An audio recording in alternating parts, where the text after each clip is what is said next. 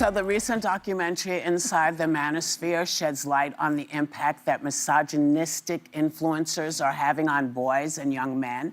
And filmmaker Louis Theroux talked to influencer HS about his past statements in front of his mama. HS, that's his name? Look, that's what they wrote, that's what I said. Here's the clip. I've seen clips of HS saying, call me racist, call me misogynist, call me homophobic, call me a scammer. I'm all those things. Yeah, but that's my way of saying I don't care. Oh, there's more. A new Huffington Post article is warning parents that they better have honest conversations with their kids about the manosphere now. So, what is the best way to handle this talk? Well, go ahead. I was going to say it's probably not to talk. It's probably to live the example of what you're asking of them. Because in The Manosphere, which I would recommend everyone watch, it's highly disturbing, but it explains a lot of things going on in the world right now. I would say it's how we look at roles in life and in the household. And one thing I'm doing, you know, I recognize the difference between boys and girls, and it really came true when I had a boy and a girl, how they act. But what I expect of as a parent is the exact same from all of them.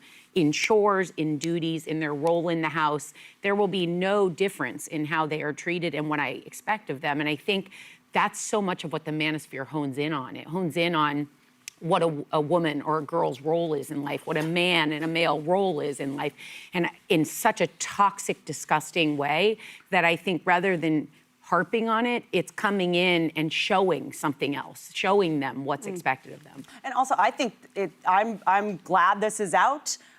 Because I think it's time for men to see what women have always known, which is that men hate us, you know, and men need to get pissed off about this. Get your boy. Like, this is your guys' problem also. And, and it's not just young men. You know, I think there's a lot of ways that, it's more insidious when men get older and still hate women in different ways, you know, whether it's doctors and psychiatrists who are finding new ways to dismiss our symptoms, to call us crazy. Every time I go in to just talk about my feelings, I got diagnosed with ADD and OCD, and I don't have either. You're boring and I'm busy.